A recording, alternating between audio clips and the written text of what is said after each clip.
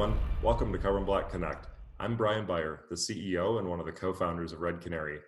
As one of Carbon Black's oldest technology partners, Red Canary delivers security operations to hundreds of security teams like yours to defend your business from all different types of threats.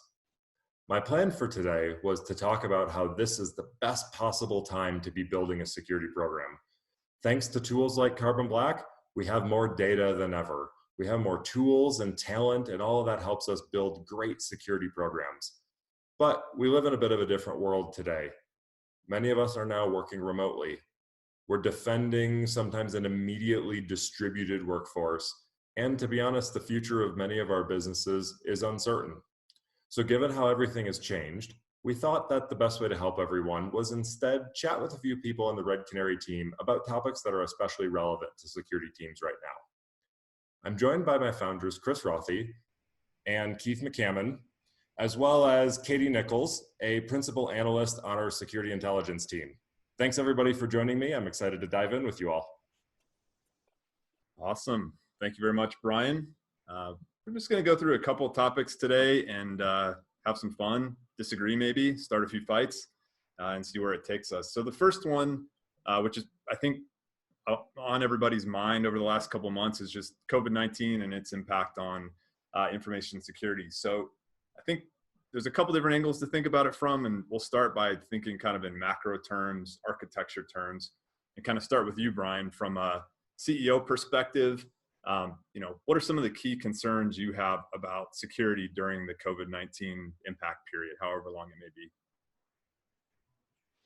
Thanks, Chris. Yeah, from my perspective, leading any organization, my biggest goal is that everyone on my teams can continue achieving our mission.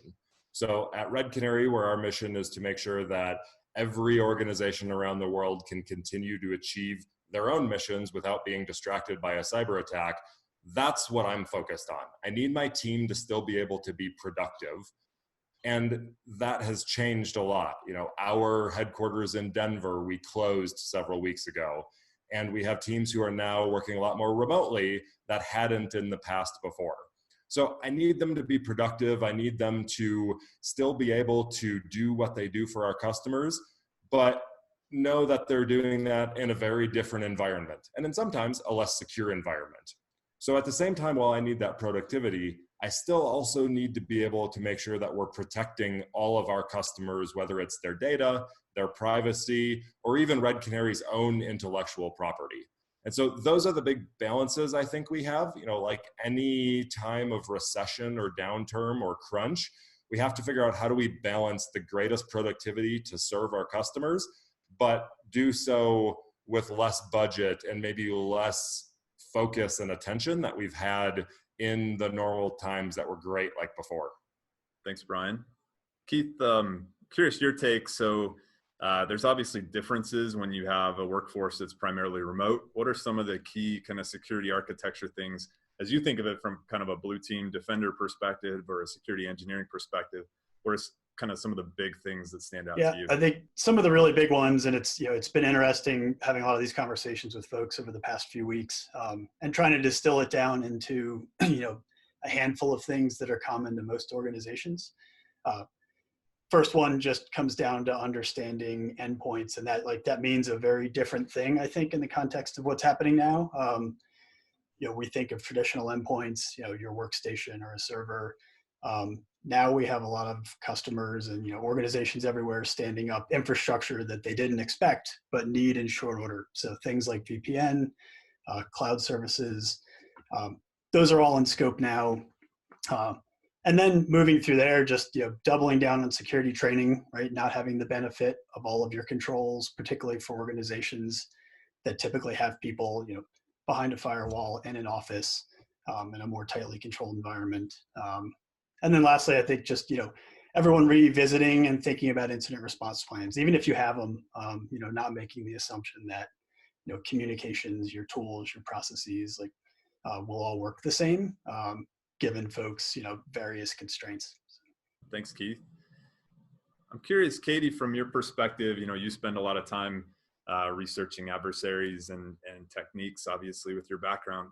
What are some of the key changes you think about from an adversary perspective, and maybe some opportunities presented to them by the changes that people are forced to make? Yeah, thanks, Chris. I like bringing in the threat perspective. What are the adversaries doing and thinking about? And I've talked to a lot of folks from the community, and I've been struck by how some things are different, but a lot is the same.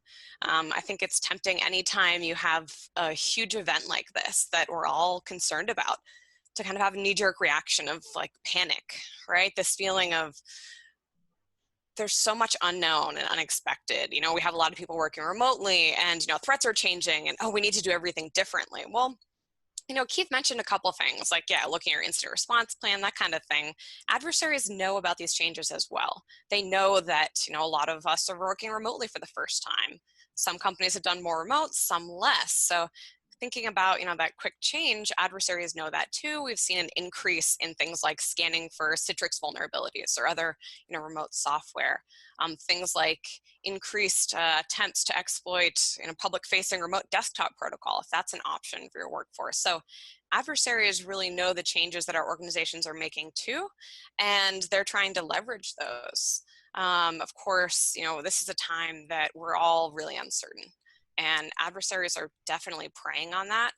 So we see, coronavirus themes for phishing, for a lot of the initial access, credential harvesting, that kind of thing. But what's been really interesting, and from Red Canary's perspective, we take that really deep view into endpoint telemetry and looking at what kind of behaviors adversaries are doing.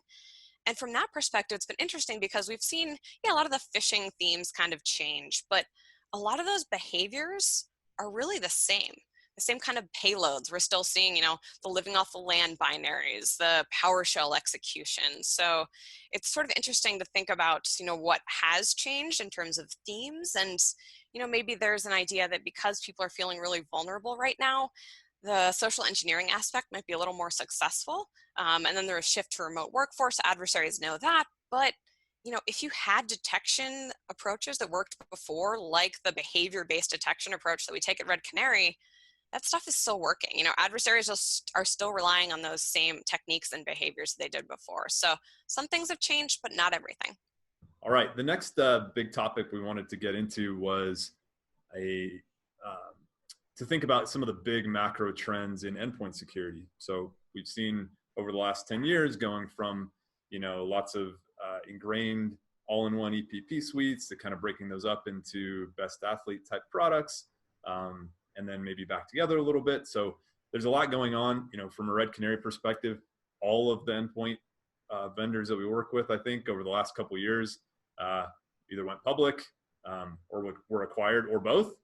So it's been an interesting period, kind of trying to navigate that and watch that. So curious to just get a big picture perspective of where this is headed and what may be good, pros, cons of all that. So where I think we'll start is, Brian, from your perspective, what are some of those big macro trends that we've been following?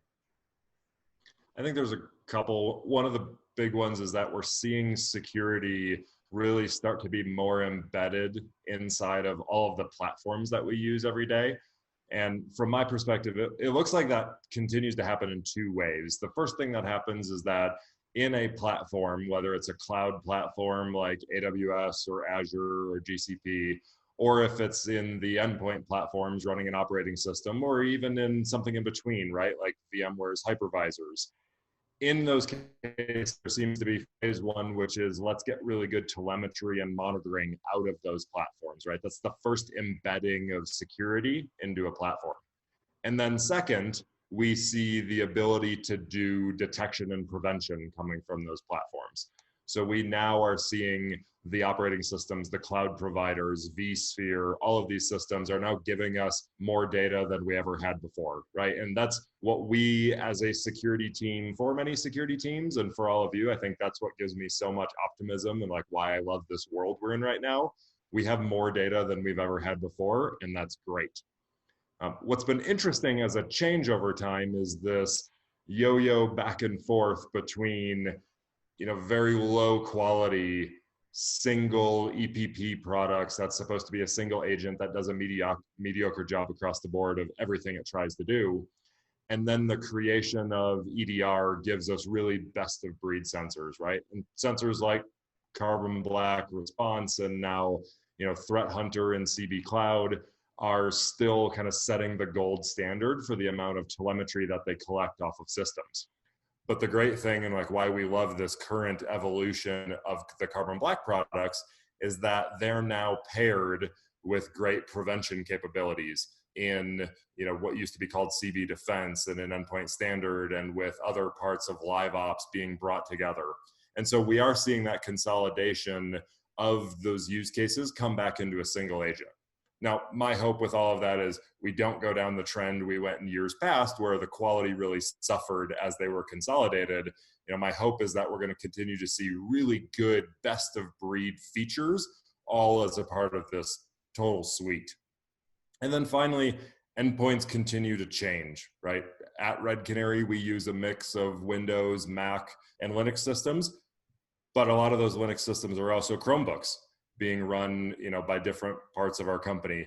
And those really look more like thin clients, which makes the endpoint that we're talking about, both that thin client, but also effectively the SaaS applications behind the scenes. And so the question we ask ourselves, and what we're doing a lot of work on right now, is figuring out how can we monitor those SaaS endpoints for our teams that we work with and for our customers, just as well as we monitor their, more physical or virtual operating systems.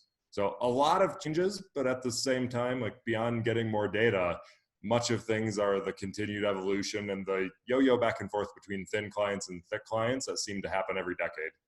Yeah, that's very interesting. And kind of leads into my next question, which would be over to Keith. And in that, you've certainly been through the wars of lots of on-prem security infrastructure, and now with increases in cloud and SaaS for those backends. Like, is there anything that excites you in terms of what that enables security teams to do, or anything else?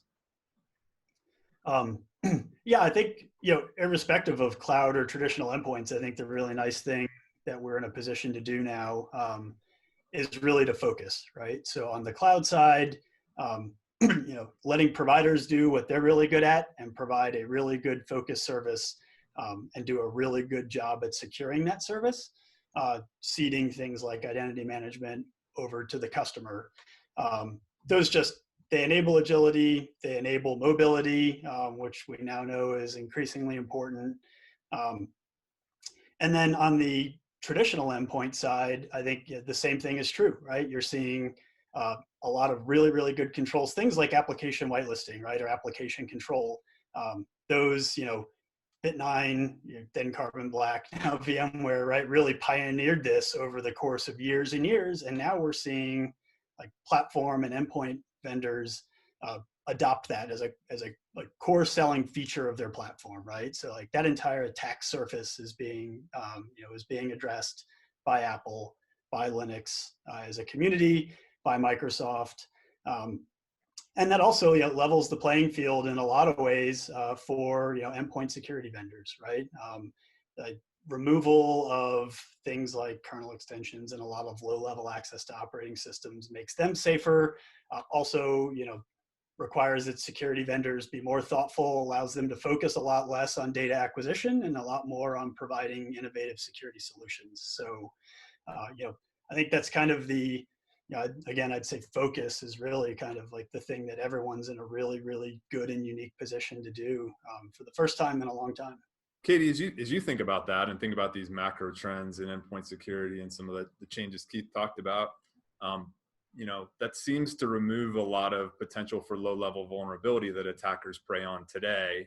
How does that kind of change the way they have to think or their techniques?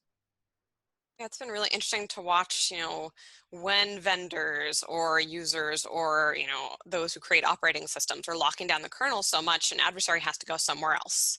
And we're already seeing glimpses of this. A huge one, business email compromise.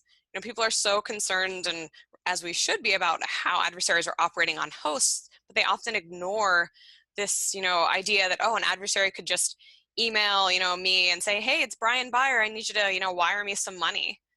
Business email compromise, BEC, tons and tons of money going out the door there, just exploiting the human. Like we talked about with the remote workforce and that social engineering stuff, exploiting the human. The other one, we talked about SaaS earlier, software as a service. We've already seen adversaries, realizing, okay, if I don't really need access to the host, what else can I do? Things like doing password spraying attacks. Again, just going back to those credentials. If I can harvest credentials and you're not using multi-factor authentication, as we've talked about, that's an easy way that I don't have to get on that host at all. Or interesting things like a token access, like OAuth.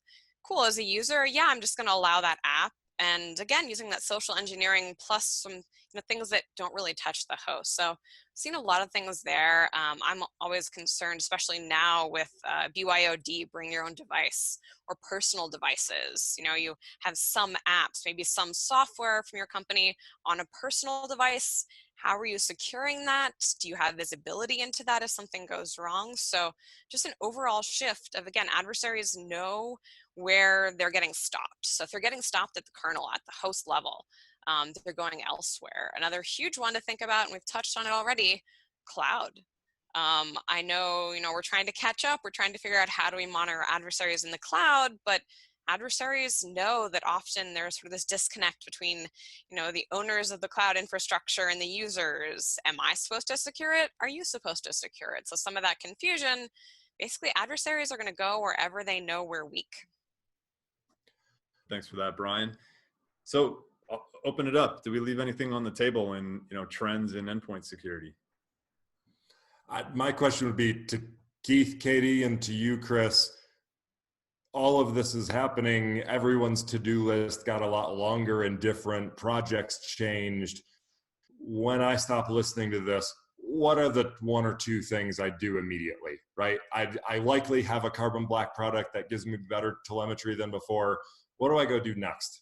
You mentioned everyone's to-do list getting longer and different, right? And it's, I sent an email to one of the teams here at Canary the other day and just said, like, hey, let's just take a step back and think about how we're spending like every minute of our time, and think about whether the things we're doing are things that we have to do. And, particularly if you're a security leader, there is no better time than now, right? Like, are the tools that you are considering, are those critical? How much value do they provide? Can you maybe do a little bit more work to figure out from others in the industry if they're going to deliver on that value? Because the lift to deploy those things and operationalize them is going to be higher and harder than it was even a month ago.